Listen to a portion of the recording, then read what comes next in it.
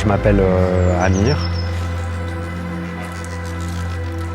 J'ai une pratique de sculpteur plasticien principalement et qui est développée autour de la pierre, essentiellement les pierres dures, très dures, les plus dures possibles en soi, et sur des volumes qui sont monumentaux au minimum.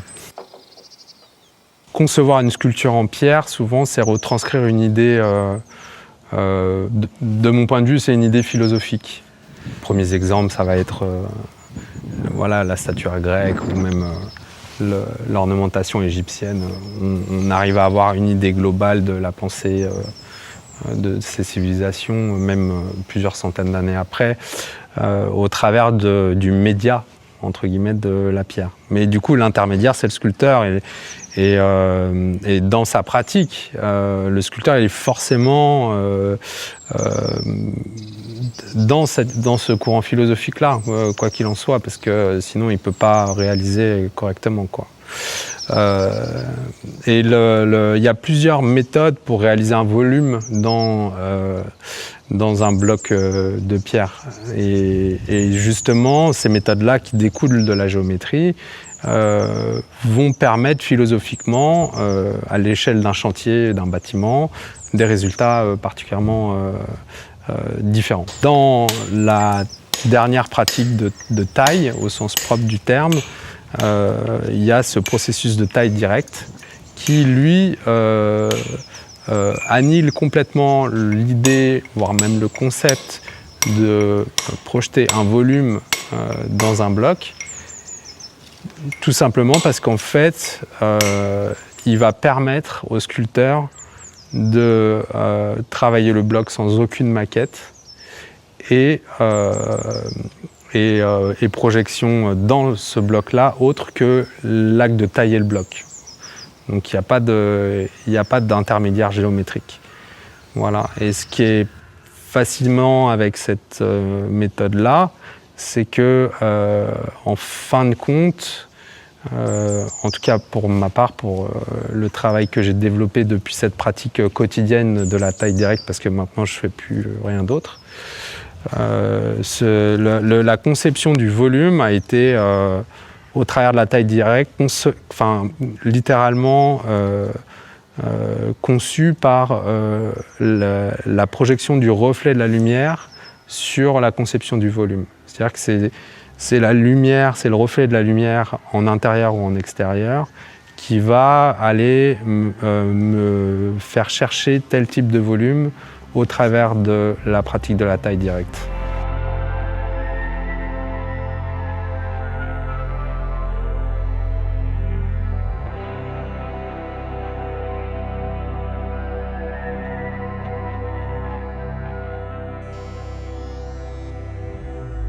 C'est-à-dire que dans la pratique artistique, on doit se nourrir de ces fréquences sonores-là qui sont en fait des bruits de labeur, mais qu'on va retrouver dans certaines musiques. Par exemple, en musique électronique expérimentale, Eliane Radic, c'est un super bon exemple. Il y a des fréquences sonores de dingue que moi je vis dans la taille des blocs. Il y a des fréquences chez Andy Stott aussi qui sont vraiment dingues, que je retrouve physiquement. Pareil dans la pratique de la taille, ou dans les basses reggae aussi dub, voilà, il y a des sonorités, mais du coup, quand on taille, ce silence-là, il vient l'essence même de la conception du volume, parce que si on le voit comme une frustration de ne pas pouvoir entendre ce qu'on veut, on est freiné dans la libération de la conception du volume. Par contre, si on comprend que ce bruit-là, en fait, est un silence et qui va en amener à un autre, on rentre dans un apaisement continuel et une certaine forme de méditation qui est d'autant plus optimisée par le ruissellement de l'eau sur les blocs.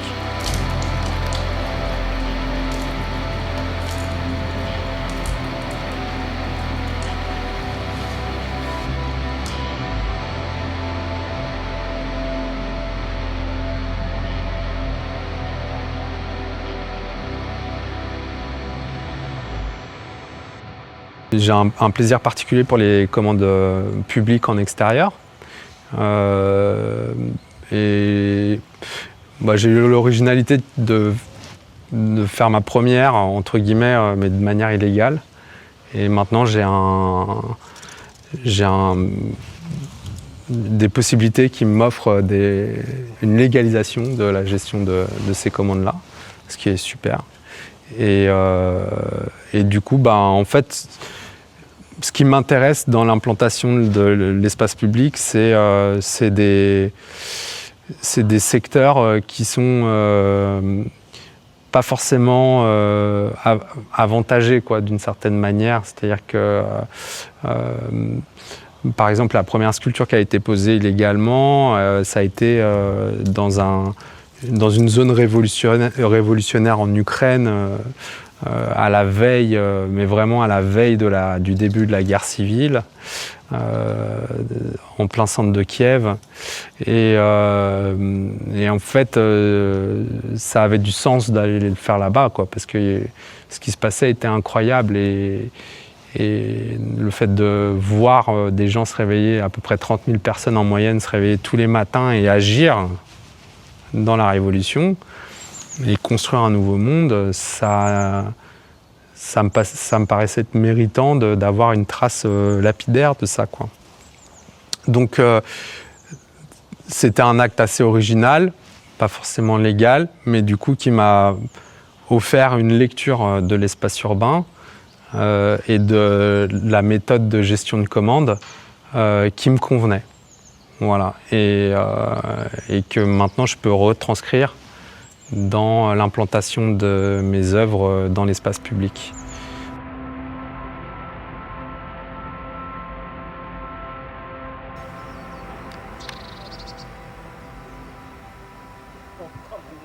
À l'époque, je n'avais pas cet atelier-là, et dorénavant, c'est le cas.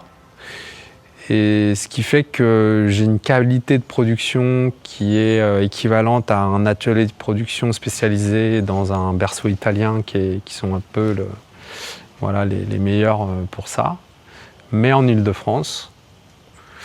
Et ça, je ne m'y attendais pas du tout. Et ce qui fait que je suis en capacité de produire mes séries comme en Italie, mais en habitant à Paris, Et ça m'apporte un confort de création qui est exceptionnel parce que je vais être autant nourri de l'urbain du nord-est parisien que de la forêt ici, dans la même journée. Et sur la conception d'une sculpture en taille directe, c'est exceptionnel comme contraste. Par exemple, tous les jours en arrivant, je passe de Gare du Nord, du quai de la D à Gare du Nord sur le quai de la 2 à La Chapelle pour filer sur Belleville. Et sur ce quai-là, tous les soirs, le fait de ressentir l'énergie de ce quai-là, qui est quand même particulièrement situé dans Paris, ça influence énormément la conception des sculptures, parce que tu te dis, tiens, si je mettais un truc ici, qu'est-ce qui ferait du bien aux gens, Voilà. Ouais, et du coup, la question des galeries, à l'époque, tout ça, c'était impossible. Maintenant, c'est envisageable, mais en vrai, les séries, elles sont autoproduites. Donc ouais, est-ce que j'ai besoin d'une galerie forcément pour l'exposer ? Je sais pas. Je pose la question aux galeristes qui sont les bienvenus ici pour découvrir les séries.